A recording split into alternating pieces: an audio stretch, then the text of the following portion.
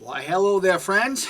I'm ready to do test number 4 in this little guessing game of gunpowders. Slight breeze, so please don't let that get in the way of anything here. Before I get on to the context, here my wife got me another shirt that says, "Walk away, I'm a grumpy old man. I love dogs more than humans. I have anger issues and a real serious dislike for stupid people." And that's how I really feel about it. Okay, with this test, the clue is, and it should become real obvious if you've been following along with this channel, to purify or not to purify. That is the question. And so you guys should be able to understand the two different gunpowders that I'm testing. One of them is the purified KN03 and the other one is the factory. But I'm not going to tell you which one is which until the conclusion of all of this. And this is the gunpowder that I recently made with aspen. So I want to see how the aspen works with my internal combustion engine. And like any internal combustion engine, you need ignition and you need a fuel source, and that fuel source has to have the right amount of air, otherwise it burns dirty and it might be burning a little too lean. Let that sink in. Now, with that being said, the only change that I'm really going to make is that up until this test right here, I've been using my Elephant 4F, and at the bottom of the can, I don't know if you can see it from where I'm at right now, but this gunpowder was manufactured in 1999. Right now, just for the sake of trying it out, I was able to do some trading for some shoots in 4F, and that's what's in my flask, my priming horn right now. And like the other previous test, 80 grains by weight. And once again, I don't know if the camera can pick it up, but I'm right at the 90 grain mark. So at least with what the gunpowder that I'm producing, it's been consistently, I've been consistently needing 10 grains more in volume to equal the weight of what the gunpowder is. So at least I'm glad to see that that is consistent, and I know that that could all change if I went to a 20-ton jack or even a jack that's capable of compacting the gunpowder even further. So let me get loaded up. I've got 5 clay pigeons set up there, and I'm going to keep my chronograph in the shade in between the cleaning of the gun, because what I'm going to do is, since I don't know how clean or dirty this particular gunpowder burns, I'll take the 5 shots and run a wet rag down the barrel and see how it comes out. But I'm also shooting 20 thousandths heavy ticking. It's actually clear, but it is heavy material. It's 20 thousandths, and I want to see what they look like after the 5 shots and how many I can actually pick up off the ground. So let me get loaded up and we'll do some shooting.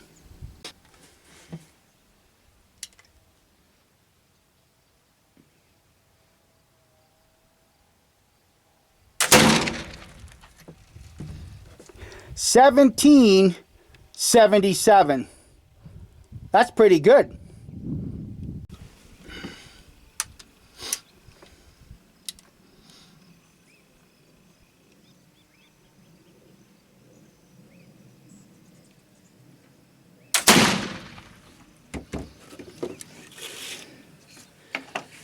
$16.53.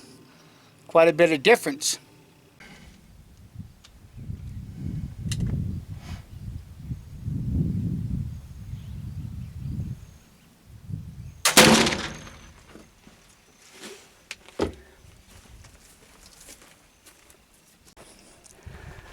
$16.86. Let me go pull that out of the sun, get reloaded, and take a couple more shots. It should be noted on this shot, half of the round ball rolled off the patch. So let's see what happens. And I will probably take a 6th shot. At this point, I'm beginning to wonder if shot number 1 at 1777 was an anomaly. But we'll find out.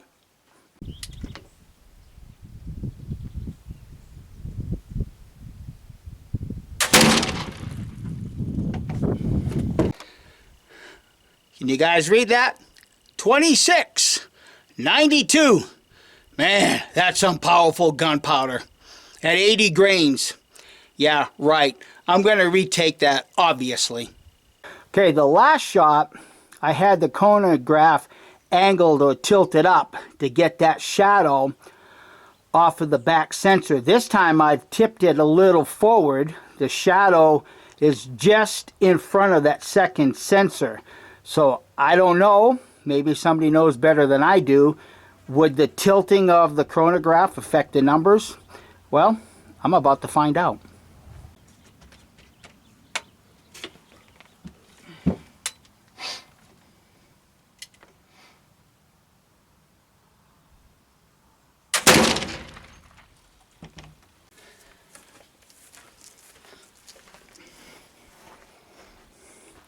Same number, 2692. I guess maybe what I'm going to do is just clean the gun right now.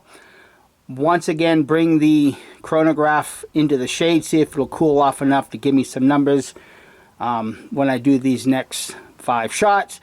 At this point, I'm guessing this particular test is a bust. Okay, I managed to find 4 of the patches.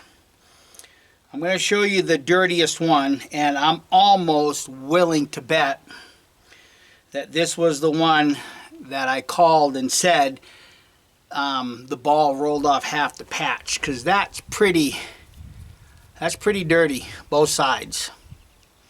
And you can see it's pretty much shredded up. That's one of them.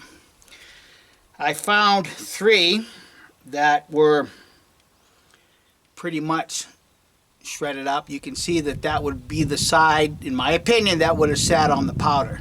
It's not all that bad. And here's the side that would have been that would have captured the ball, been surrounded around the ball. It's not that bad, guys. It's another patch I found, kind of shredded up, but there's the side that would have been against the powder. It's not all that bad. And here's one that I found that was pretty much complete. Again, it's not all that bad. Here's the side that would have wrapped the ball, and that's the side that sat upon the gunpowder. So I'm going to try to get 2 more shots taken and see if I can't get 2 more numbers. If not, I will probably run a cleaning patch down the gun barrel and see what the cleaning patch looks like. But let me see if I can get 2 more numbers for you.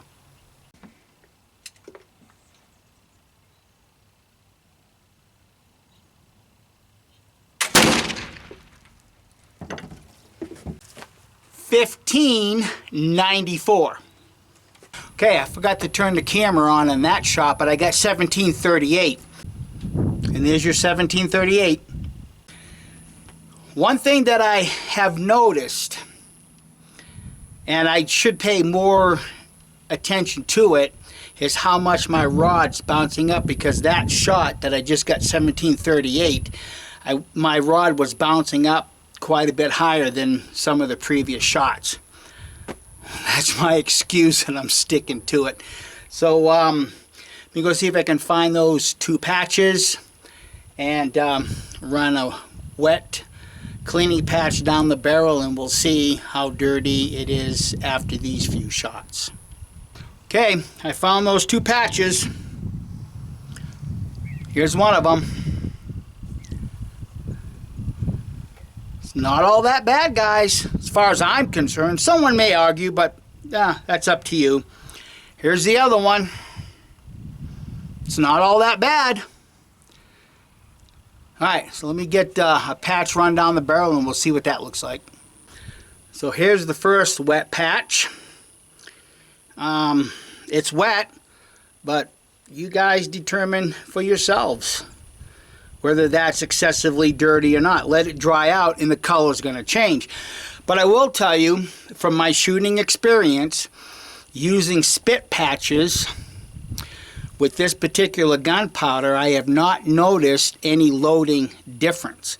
Now, I've mentioned before in this channel, I can do an entire trail walk without having to swab my barrel because I only use spit patches.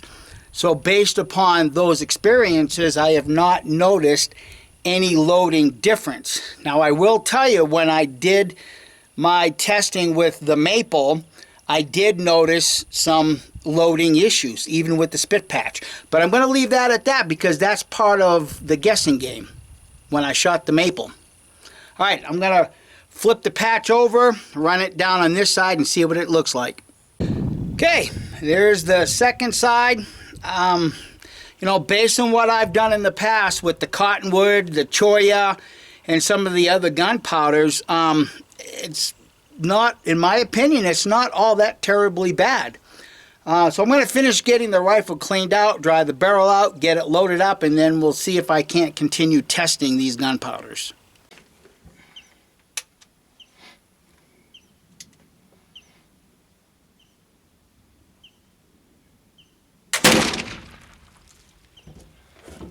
$16.95.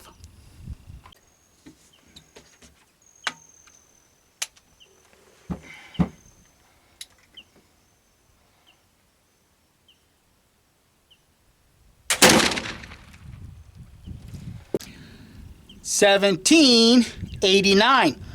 It's not much difference from that very first shot at $17.77, but I can see there's quite a bit of spread already. Get reloaded up, take a few more shots.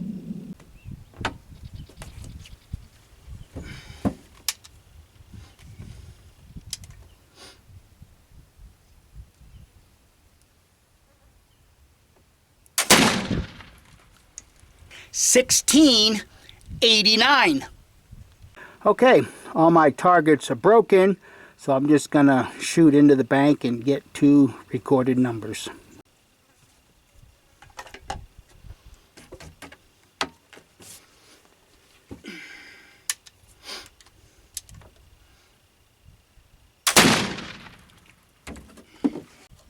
$17.26.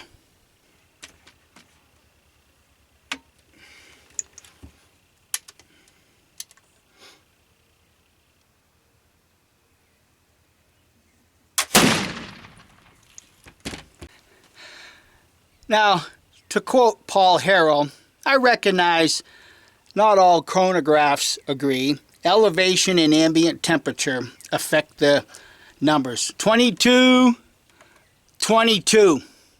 No, excuse me. 2220. I'm going to redo that. Shh. Can you hear the cicadas? Today's daytime temperature is supposed to be 97 degrees. And we're getting close to noontime right now. And I can tell you it's getting pretty warm. So this is going to be my last shot, whether I get a good number or not. At this point, it doesn't matter, because what I needed to prove with these 2 types of gunpowder, I've been able to prove for myself. Somebody may come up with a different conclusion. That's fine, but these are my conclusions. Okay, so just to fill a little time while the chronograph is cooling down, I found 3 of the patches. Again, they're not all that dirty. These aren't shredded apart like the other ones were. But again, pretty clean. Now this one's a little shredded, but again, it's pretty clean. You make up your own mind. As far as I'm concerned, I'm willing to say that using aspen as a source of charcoal produces a clean burning gunpowder. The numbers are all over the page, but Again, what would you rather have? 1,700 feet as an average and a greater spread? Well, again, for me, that first shot's what counts. Because my first shot shooting at game is all that matters to me. But I do find it interesting how clean these patches are. So I'm going to take that last shot and see what I get for a number.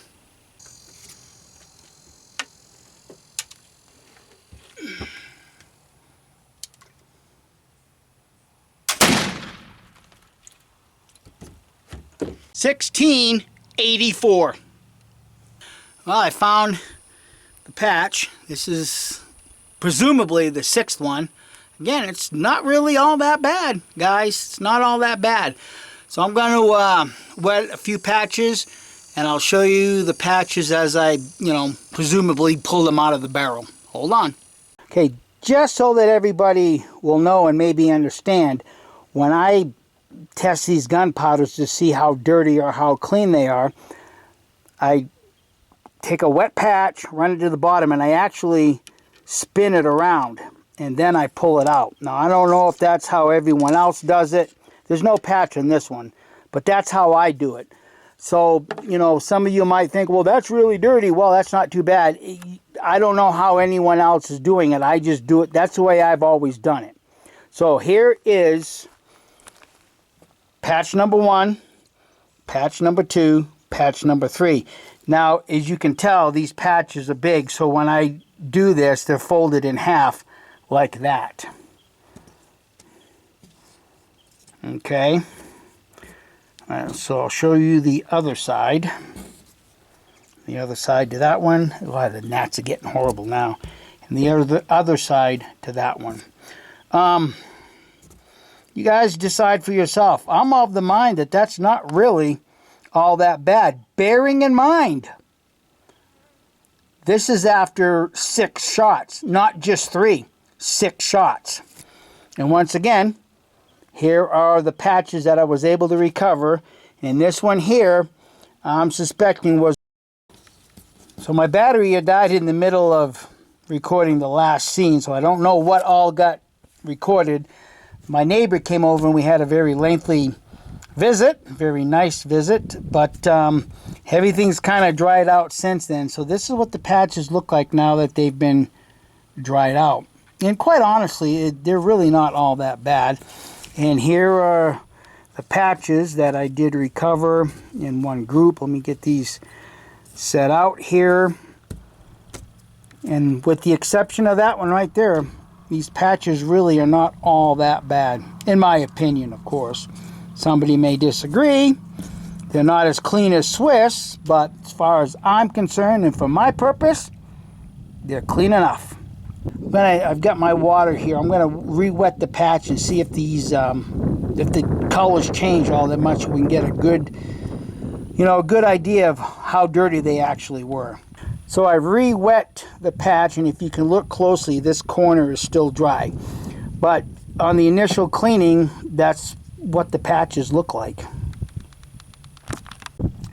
So thanks for watching, and everybody have a great day. Bye.